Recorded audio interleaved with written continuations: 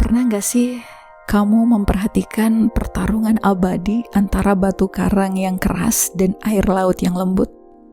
Di tepi samudra, batu karang berdiri dengan begitu megah, kokoh dan kaku.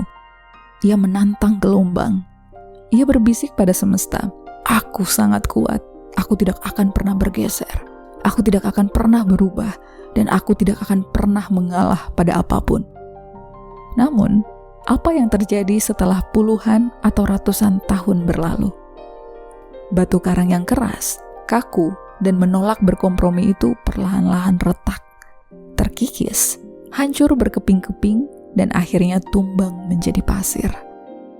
Sementara air, zat yang paling lembut, paling lentur, dan sama sekali tidak memiliki bentuk tetap, ia tetap ada di sana. Ia mengalir, melingkupi karang, beradaptasi dengan setiap celah, dan pada akhirnya menaklukkan hal paling keras di muka bumi. Pemandangan alam itu sebenarnya adalah cermin besar bagi kehidupan kita sebagai manusia. Seberapa sering kita menjalani hidup seperti batu karang yang kaku? Ketika ketidakpastian datang menghampiri, ketika rencana karirmu yang sudah kamu susun rapi mendadak berantakan, ketika struktur organisasi di tempat kerjamu berubah total, ketika orang yang kamu cintai berubah sikap, atau ketika lingkungan hidupmu memaksa kamu untuk memulai segala sesuatu dari nol. Refleks pertama kita adalah mengeras. Kita menjadi kaku, marah, dan keras kepala mempertahankan cara-cara lama. Kita memukul dinding perubahan dengan dada kita sendiri sambil berteriak, "Mengapa ini harus terjadi padaku? Mengapa duniaku tidak seperti dulu lagi?" Dan akibatnya, batin kita retak. Pikiran kita lelah luar biasa, stres, kecemasan, dan rasa frustrasi menggerogoti energi hidup kita. Bukan karena perubahan itu sendiri jahat, melainkan karena kita terlalu kaku untuk menyesuaikan diri. Kita takut bahwa jika kita beradaptasi, kita akan kehilangan identitas kita. Kita mengira bahwa mengalah pada situasi berarti kita telah kalah. Padahal, malam ini, di ruang refleksi dan kontemplasi kita bersama di Jalan Afirmasi, aku ingin mengajakmu menyelami sebuah rahasia kebijaksanaan kuno, bahwa ketangguhan sejati tidak pernah terletak pada kekakuan, melainkan pada kelenturan jiwamu. Duduklah dengan santai di sampingku, lepaskan dulu semua ketegangan di leher dan pundakmu yang lelah menahan beban keadaan. Di sini, tidak ada yang akan menceramahimu atau menuntutmu untuk menjadi sempurna. Kita semua adalah pejalan kaki yang sedang belajar mengeja arti kebebasan batin. Mari kita ambil napas dalam-dalam bersama-sama. Rasakan udara sejuk mengalir masuk, menenangkan setiap saraf pikiranmu yang sempat tegang, dan hembuskan perlahan-lahan. Biarkan tubuhmu tahu bahwa di detik ini, kamu aman untuk melepaskan kekakuanmu. Hari ini kita akan belajar dari guru terbesar di alam semesta, yaitu zat air. Kita akan merenungkan bagaimana caranya beradaptasi di dalam wadah kehidupan apapun yang baru, tanpa sedikit pun kehilangan kemurnian jati diri kita yang sejati. Kita akan menyelami filosofi Taoisme tentang Wu Wei, kearifan leluhur, hingga kisah puitis para penyair sufi abadi. Mari kita jujur pada diri kita di dalam keheningan malam ini. Apa sebenarnya yang paling kita takuti dari sebuah perubahan? Ketakutan terbesar kita bukanlah perubahan itu sendiri, melainkan ketakutan akan kehilangan kendali dan kehilangan diri sendiri. Ketika kamu dilempar ke dalam situasi baru yang tidak kamu kenal, mungkin sebuah peran pekerjaan baru yang sama sekali berbeda dari keahlianmu, atau kondisi finansial yang menuntutmu untuk merubah gaya hidup secara drastis. Pikiranmu membayangkan hal yang mengerikan. Jika aku menerima kondisi ini dan beradaptasi, berarti aku menyerah dong. Aku akan kehilangan jati diriku. Aku akan menjadi orang lain yang tidak akan aku kenali lagi. Karena ketakutan inilah, kita memilih untuk bertarung menembus tembok, Kita memaksa keadaan agar sesuai dengan kemauan kita. Kita menjadi kaku. Namun, perhatikan apa yang terjadi pada benda yang kaku di alam semesta. Pohon yang batang dan dahannya paling kaku adalah pohon yang paling pertama patah ketika badai angin besar melintas. Sedangkan rumput kecil yang lentur, ia menunduk dan meliuk mengikuti arah angin badai. Setelah badai berlalu, rumput itu berdiri kembali dengan tegak dan segar. Sementara pohon yang kaku telah tumbang bersama akarnya. Mari kita amati sifat air dengan lebih seksama. Ketika kamu menuangkan air ke dalam gelas, air tidak bertengkar dengan gelas. Ia tidak memprotes. Mengapa bentukku harus silinder? Air dengan anggun menyesuaikan dirinya menjadi bentuk gelas. Ketika kamu memindahkan air itu ke dalam mangkuk yang lebar, ia tidak menangis meratapi bentuk gelasnya yang hilang. Ia serta-merta menjadi mangkuk. Nah, ketika ia mengalir di sungai dan bertemu dengan batu besar yang menghalangi jalannya, air tidak menghabiskan energinya untuk mendorong batu itu sampai habis. Air cukup melompati batu itu, membelah diri, mengalir di samping kiri dan kanannya, lalu menyatu kembali di depan. Namun, inilah keajaiban terbesarnya. Apakah esensi air itu berubah ketika ia berada di dalam gelas, mangkuk, atau sungai? Sama sekali tidak. Molekulnya tetaplah air. Kejelasannya tetap jernih. Sifat dasarnya yang membasahi dan memberi kehidupan tidak pernah berkurang sedikit pun. Bentuk luarnya boleh berubah mengikuti wadah takdir, namun esensi dalam dirinya itu tetap utuh, murni, dan tak tersentuh. Inilah pelajaran besar bagi jiwamu malam ini. Beradaptasi dengan perubahan hidup bukan berarti kamu menjual jiwamu atau menjadi lemah. Beradaptasi adalah kecerdasan tertinggi dari sebuah jiwa yang matang. Kamu bisa merubah strategi caramu bekerja, kamu bisa merubah caramu berkomunikasi, kamu bisa merubah lingkungan tempat tinggalmu. Namun, nilai-nilai luhurmu, kedamaian batinmu, dan kebaikan hatimu itu tetaplah murni seperti air yang jernih. Dunia di sekitarmu itu hanyalah wadah yang berganti-ganti. Jangan biarkan wadah yang berubah membuatmu lupa bahwa kamu adalah airnya, bukan wadahnya. Nah, kebenaran tentang kekuatan air ini telah dirumuskan secara sangat indah lebih dari 2.500 tahun yang lalu oleh seorang filsuf agung dari Tiongkok kuno, Lao Tse, di dalam kitab abadi Tao Te Ching. Lao Tse mengajarkan sebuah konsep spiritual yang sangat dalam yang disebut Wu Wei. Secara harfiah, Wu Wei seringkali disalahartikan oleh orang modern sebagai tidak melakukan apa-apa atau menjadi malas.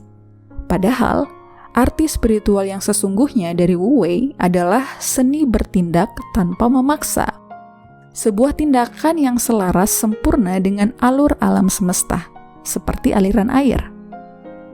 Lao Tse menulis dalam salah satu bait Tao Te Ching yang paling terkenal, "Di dunia ini, tidak ada yang lebih lembut dan lebih fleksibel daripada air.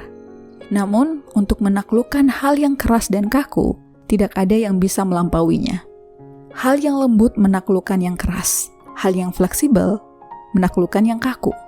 Semua orang tahu kebenaran ini, namun sangat sedikit yang sanggup mempraktikannya."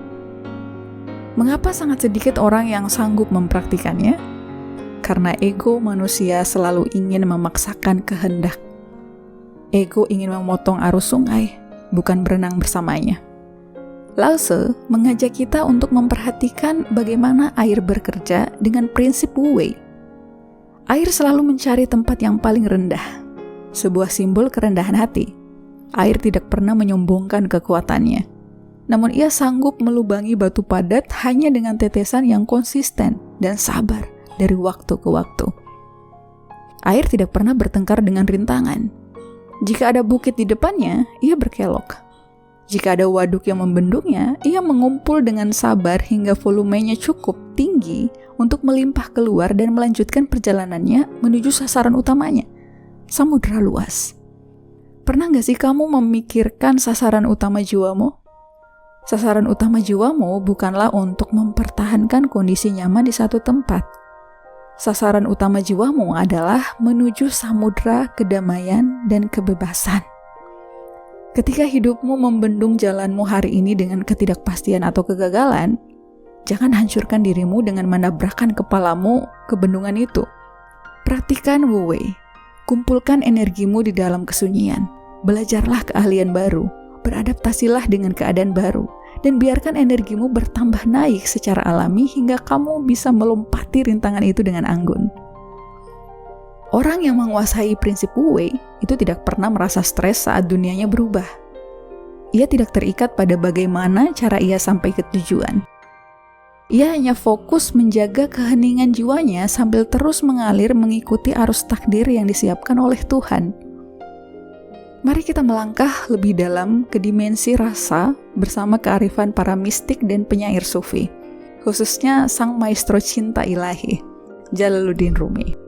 Di dalam tradisi sufi, air adalah simbol suci dari jiwa manusia yang merindukan kepulangan menuju penciptanya.